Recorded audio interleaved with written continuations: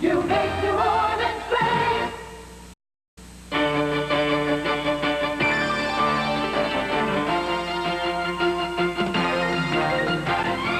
Richard Anderson, Joan Malter, and Daniels with sports, and Steve Bellis with weather. This is NewsCenter 6, the weekend edition. Good evening. Joan has the night off. This weekend, the Thanksgiving holiday is the single busiest travel period of the whole year. And tonight at airports like ours in New Orleans and others all around the country, travelers who've been at relatives eating turkey are coming back home. The 4-day holiday sees more people come and go in a shorter time than any other 4-day period. But in parts of the country, it's so cold and there's so much snow, no one is going anywhere, not even back home. Central Iowa is getting the worst of the wintry weather, with one forecaster in Des Moines saying it's a bona fide blizzard. It's really dangerous. Des Moines shopping malls were closed today just as Christmas shopping was hitting its stride. And tomorrow's classes were canceled at Iowa's 3 public universities. In Minneapolis, the airport has only a single runway open with over a foot of new snow on the ground. A meteorologist there says this isn't the most serious winter storm we've had this early in the season, but it ranks up there. And it's the last day of the deer season in Wisconsin, a day when many thousands of hunters are driving home and thousands of football fans packed Lambeau Field in Green Bay for the game against Tampa Bay, 10 inches of snow on the ground for the kickoff. In Chicago, on the leading edge of the storm center, only rain for the annual Christmas parade down Michigan Avenue and temperatures in the 40s. But by this afternoon, the weather here had changed dramatically. Not much snow is forecast for tonight, but Chicagoans are expecting wind chill factors of 20 below and lower. Roy Weisinger for NBC News, Chicago. Back in Louisiana, a group trying to stop the flow of taxpayers' dollars to Louisiana Catholic schools takes its fight to federal court tomorrow. Logan Banks reports area public school parents are taking part in the lawsuit. Americans United for Separation of Church and State wants to eliminate state and federal funding to archdiocesan parochial schools. In fact, the group is filing suit to cut the Catholic church school system in Louisiana off from $30 million of governmental aid. The church school system here uses the money to pay for textbooks, to pay teachers' aides and cafeteria workers and bus drivers. The school also uses the money to supplement special education programs. But Americans United says that's unconstitutional and won a Supreme Court decision on the matter in July. Essentially, the argument is separation of church and state. But activists filing suit say their action is not anti-Catholic. We believe that the public funds ought to be used exclusively in the public schools. Also, out of that, in our area, we have a lot of problems within the public school system. And I don't think that we have the finances, outside the constitutional problem, the finances to run a dual system. Reverend Hoffman says his group doesn't want to take the court action, but that there's no choice. Still, Archdiocesan School Superintendent Howard Jenkins says the suit is a shocking development. It hurts. Every time that we're cut back on funds, it hurts because it causes us to have to raise tuitions for our kids in special ed classes. It's a lot more expensive to run these classes than it is to run the regular classes because these kids need more aid. Meanwhile, many parishioners who attend St. Raphael Church on Elysian Fields send their children to parochial schools, and they're dismayed by the suit. If we didn't have the parochial schools, the state couldn't, there would really be in a financial problem having to educate all the children, and really the limited aid that the schools do get is very important for us who not only pay our tuition for this, send our kids to state schools, but also to parochial schools, and the little help that the state does give is very appreciated. Several parents of Jefferson Parish Public School students are joining the suit, saying the parish discriminates against their children because their kids must go to school where buses take them, while parochial school students are bused wherever they need to go, with the state picking up part of the tab. Logan Banks, NewsCenter 6. A government study released today shows many Americans fail to tell police when a crime is committed against them. The study shows only 35% of an estimated 37 million crimes in 1983 were reported. The most common reason for the silence is victims don't believe the offense is important enough for police to investigate. Louisiana environmentalists fighting to preserve the Atchafalaya Basin face a roadblock in the Reagan administration, but as Mark Phillips reports, Congress may be on the conservationist side. It had taken 15 years to work out a comprehensive plan to manage the Atchafalaya Basin. 15 years of fighting and compromising among the Army Corps of Engineers, landowners, sportsmen, the state and federal governments. But now, just as Congress is preparing to ratify the agreement, Robert Dawson, the man President Reagan nominated to head the Corps of Engineers, wants to throw it out. He's just seized on a way to save the administration some money by calling this thing environmental. I don't think he realizes that it's really an economics and a jobs program. Houck and other environmentalists spoke at a Jackson Square rally Sunday to draw attention to the Atchafalaya. The management plan would cost at least $100 million, but the integrity of the basin would be retained, the economy of the region enhanced. What we've got here is an Atchafalaya plan that's as economic as it is environmental. It's going to provide a lot of jobs for a lot of people for decades to come. You've got a $20 million a year crawfish harvest out there. You've got more jobs in the Atchafalaya, if we save it, than you've got for Louisiana than the B-1 bomber and the MX missile and the Superfund and Star Wars. I mean, because of the bipartisan support for the plan, it appears Congress will ignore Dawson and allocate the money for the Atchafalaya Basin early next year. Mark Phillips, NewsCenter 6. Just ahead on NewsCenter 6, the case against the governor could go to the jury this week. A show of black power in South Africa. And the shuttle astronaut stroll paves the way for building space stations. The astronauts aboard Atlantis turned spacewalking construction workers again today. Their chores pave the way for an American space station in the next decade. Slow down. It was one of the most spectacular sights ever seen from space, something akin to a ballet in orbit.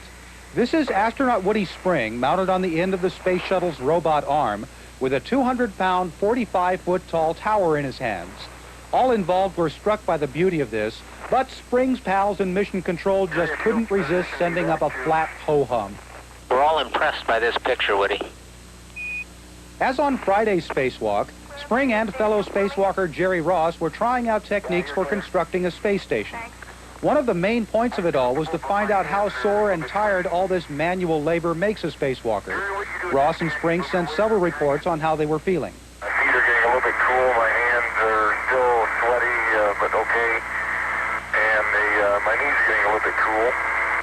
All the data collected during 12 hours of spacewalking is to be studied in detail on the ground.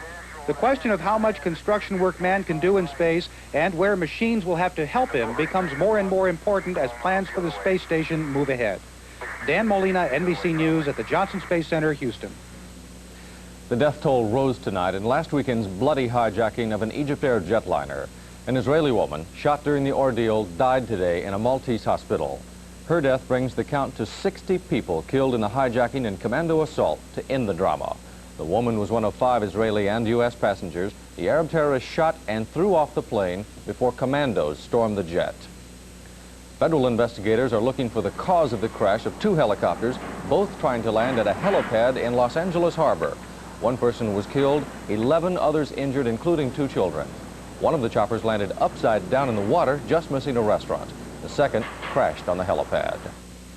In the Philippines tonight, a trial court found Armed Forces Chief General Fabian Ver not guilty in the 1983 murder of opposition leader Benigno Aquino. Also declared innocent after the 7-month trial where 24 soldiers and a civilian charged along with Ver. Aquino was assassinated at Manila Airport on his return from self-imposed exile. The court says it is reasonable to conclude Aquino's killer was a communist gunned down by soldiers moments after the shooting. Meanwhile, Aquino's widow today told a cheering crowd she would not disappoint them when she officially announces her intentions for the presidential election set for next year. More than 1 million people have signed petitions asking her to challenge President Marcos. Israel has apologized to the United States for the Jonathan Poland spy incident. Poland, a 31-year-old American Jew, was arrested November 21st by the FBI and charged with selling intelligence secrets to Israel. The apology was issued in the name of Prime Minister Shimon Peres following an hour-and-a-half phone conversation with Secretary of State George Shultz. In unusually tough language, the State Department criticized Israel Friday for failing to cooperate quickly with the spy investigation. The U.S. alleges Poland made $50,000 over 18 months for selling U.S. secrets. Nearly 200 American companies operating in South Africa have called on that nation to abolish apartheid and reform its segregated school system. The black labor force in South Africa began gearing up its own fight against racial separation. Today, more than 10,000 gathered in a sports arena to celebrate the formation of the country's largest labor union. demanding the end of apartheid within 6 months. The case against Governor Edwin Edwards and 7 co-defendants could be in the hands of the jury by the end of the week. The federal fraud and racketeering trial enters its 12th week tomorrow, with the governor expected to testify in his own behalf. The governor, his brother, and 6 associates are accused of taking part in an illegal scheme to obtain and sell hospital certification to large healthcare chains. Well, the so-called trial of the century has produced few moments of drama in its 3 months inside the courtroom, but the governor's attorney, James Neal, has given some theatrical performances, some in court and some on the silver screen. You boys hear Wallace hired A.L. Henson to his defense team? It's a slick dude out of Atlanta. That slick dude from Atlanta is really a slick dude from Nashville, Tennessee. And when he's not making movies, he's usually representing some famous figure in a court of law. For the past 2.5 months, you've seen James Neal as Governor Edwin Edwards' cocky defense lawyer at federal court in New Orleans. The murder in Coweta County is really his first flick, and it stars Andy Griffith and Johnny Cash. But as you might have guessed, it's a real-life story. It's about a sheriff on trial for murdering a black man in rural Georgia. Neal is the defense lawyer trying to free his client, Andy Griffith. I will move that this trial be transferred to Meriwether or dismissed altogether. They cut my hair back on both sides and pushed it back to make it look like the style of the, 30s, I guess. You can answer the question. It was filmed in, let's see, this is 85. It was filmed in 83 in a little courthouse in a little town in Georgia.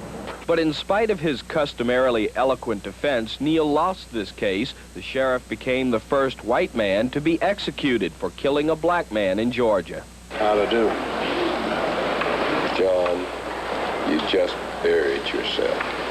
And do you hope you have better success this time? Yeah, you know, I was given the choice in that case by Andy Griffith and Johnny Cash that I could play the prosecutor and win, or defense counsel and lose. But if I played the prosecutor, it'd be a very, very, very limited role, and I'd have a larger role if I played defense counsel, so I took the larger role. And as for future roles? They've invited me to have another role in a movie called The Trial of Frank James. And you will take that? If I get through with this case in time. Steve Bellis is next with a dose of holiday spirit in the forecast. And later we'll show you Santa's arrival in the suburbs tonight. Steve Bellis now with a Sunday night look at the weather, and am I to understand cooler by morning? 56 in the quarter. When? As of now, right now. I like that. I like that. No. I like that when that happens. That's right. And you thought you wouldn't be able to get to your sweater before the moths did. Should have brought it tonight. Oh, ye of little faith. Let me show you what happened this morning. We're going to take a timetable of sorts here and look at some rain totals as the front moved through southeast Louisiana. Heavy rain total right here in the French Quarter, just a little over ½ an inch, and rain in most of the spots. The dramatic temperatures, too, of a high of 80 degrees at Terrytown and 81 at Gulfport, 81 down there at Boothville, and I'll just step back, let you see Baton Rouge and Donaldsonville. It was way above normal, but say bye-bye to those temperatures, that's for sure, because things are certainly going to change for tonight. Look at these temperatures, and this blue line coming in is a freeze warning area for the northern and central part of Louisiana for tonight. Same for this area of Mississippi. 33 at Shreveport as of the last hour. These are 9 o'clock temperatures, by the way. Alexandria at 40. The wind gusts are getting up out there at 25 to 30 miles per hour in some of the outlying areas in some spots. Macomb at 44. Compare the temperature an hour ago to Biloxi 67, and it is a dramatic change. These temperatures, these cool temperatures, are sinking down toward us as well. Right now we have partly cloudy skies. The Audubon gauge has been on and off. It worked this afternoon and decided, well, it was just going on back on vacation. 53 at the airport, 53 at Slidell, humidity 74. Rising barometer, that humidity is certainly going to drop north at 17 for the winds as of this hour. Clear skies, of course, in the nation's midsection, so the rough spots to the west. And you heard from our news reports the blizzard-type conditions that are going on in Iowa, also in Minnesota and into Wisconsin, around an intense low, which leads that area of that cold front that moved through us It had slowed up. The southern end had slowed up at 5 o'clock, but it looks like it's taking an eastward motion. So between the high over here in the northern tier and the winds whipping right around that strong low and this one down here in the Southland, some cool temperatures are coming right down into this area. The thunderstorms naturally to the east, and that will be the case for tomorrow. 40s and 50s, look at this for tomorrow for the high temperatures. So we're looking at a high of 55. As I said, the thunderstorms well to the east of us over Florida, into the eastern Gulf and into the Atlantic, so we have plenty of sunshine and cool temperatures to look forward to tomorrow. It's going to be rough on the waters, boaters. Small craft advisory out there for both the lake and the Gulf of Mexico. Northwest and north winds 25 to 30. Seas getting up to 6 to 9 feet. With the northerly flow, your tides below normal, lows in the morning and afternoon and highs in the afternoon and in the evening, except for the Wrigleys. They'll have a 3 o'clock high tide on Tuesday morning. Mostly fair, rather clear for tonight, temp 60. Again, we've got partly cloudy skies right now. Now, this may be a conservative estimate here at 43 to 48, say 43 North Shore, low in the morning, 48 South Shore, but you got to remember that northerly wind coming across the warmer waters are going to make a difference for us here, so 48 we'll call it right now. By the way, while I'm thinking of it, the Fish and Game forecaster calls for a pretty good period, 6 o'clock in the morning. Be careful, of course, of the small craft advisory. For the afternoon high, again under plenty of sunny skies and cool temperatures 55, winds north 10 to 15, and the cooling trend continues with plenty of sunshine into Tuesday. We'll see some clouds on Wednesday, but as Richard pointed out at 5 o'clock, these are not obnoxiously cold temperatures. They're more civilized temperatures, and I can certainly live with that. Just the way we like it. No pipe-breaking cold weather. Not for this time. Just a little firewood weather. That's right. Thank you very much. You're welcome. All right. Well, there are some tired feet and weary arms in the Irish Channel tonight, and they all belong to Tulane football fans. The reason for the fatigue was the fun today at the 10th annual Norby's Wheelbarrow Parade. It hit Laurel Street. There was no wreck,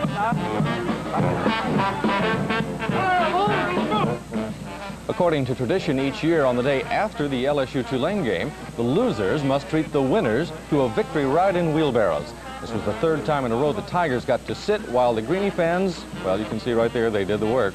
Of course, the moral of the story is there's always next year's parade.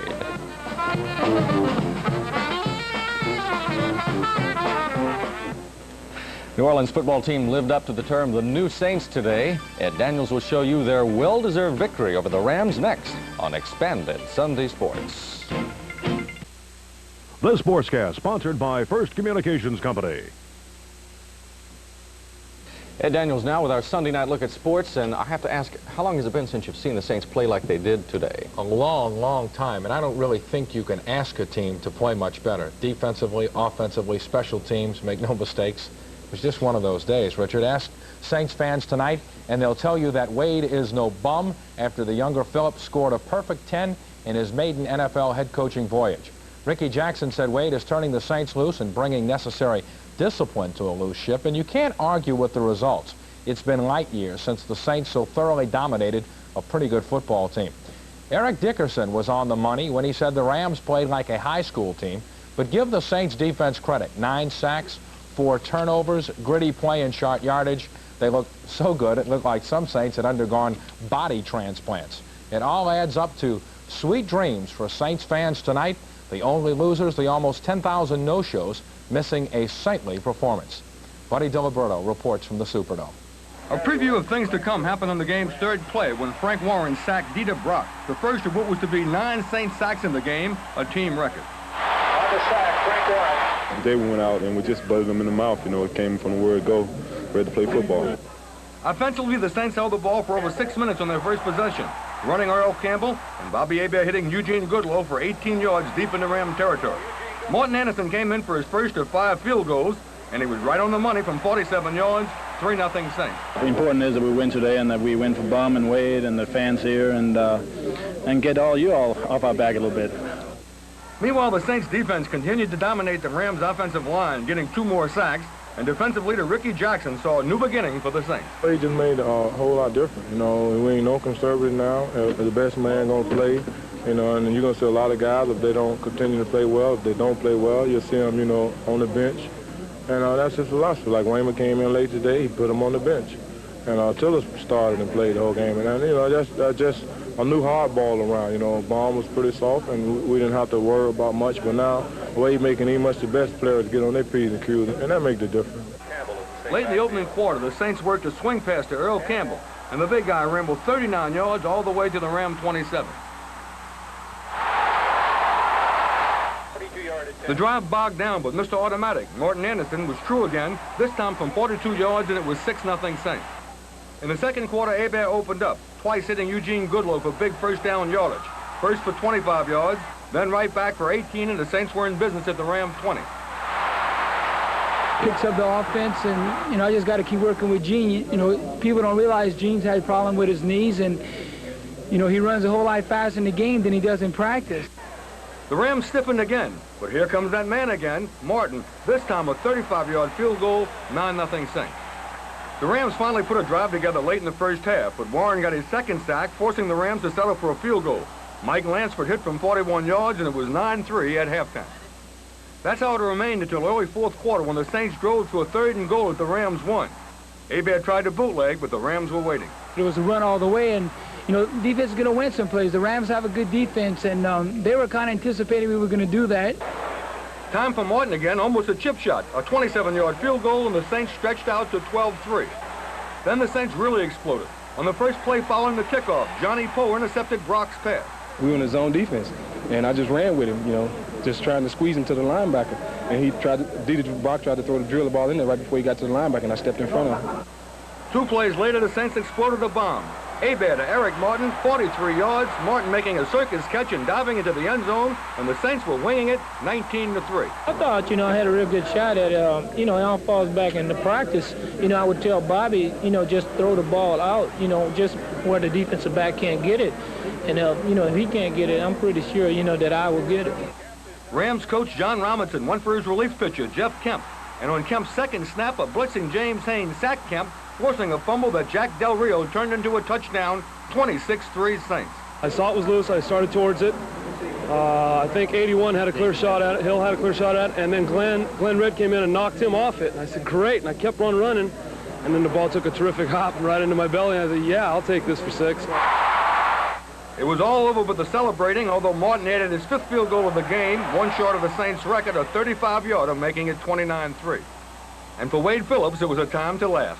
Yes, this was the biggest win in my coaching career. And for the fans, it was a time to cheer. And for owner Tom Benson, it was a time to leap for joy. So the Saints responded to their coaching change with their best effort of the season, completely dominating the Rams. From the Superdome, this is Buddy Delaberto for SportsCenter 6. The numbers, Saints 29, Rams 3, that says it all. Up next, the final road game of the year against the St. Louis team with all kinds of problems. That the Saints could muster such a performance against the Rams had to make it that much sweeter. Over the past few years, the Rams had taken the Saints to the cleaners, but that all changed, as Eric Dickerson noted. We look like a high school team today. I mean, we didn't look like we were 9-3. We looked like more like we were 3-9.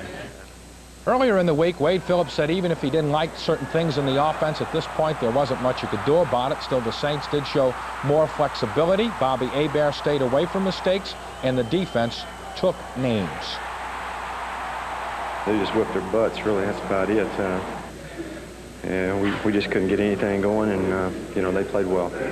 I think Bobby Hebert and the wide receivers did a great job. They made about 4 or 5 just unbelievable catches. So if there was any difference, I think the difference were that they made the plays that they needed to play, that they needed to make today, and they had been making them up to this point.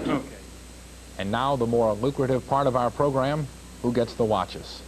For our Saints of the Week, the Whitmauer official New Orleans Saints wristwatches this week come courtesy of Schilling Jewelers, 3256 Severn and Metairie. There were many heroes today, possibly the biggest, interim head coach Wade Phillips, who kept the team together, added a few touches of his own, and got from the players their best overall performance of the season. On offense, our Saint of the Week is quarterback Bobby Hebert, who made his first Superdome start a memorable one, with a workmanlike performance, 13 of 22.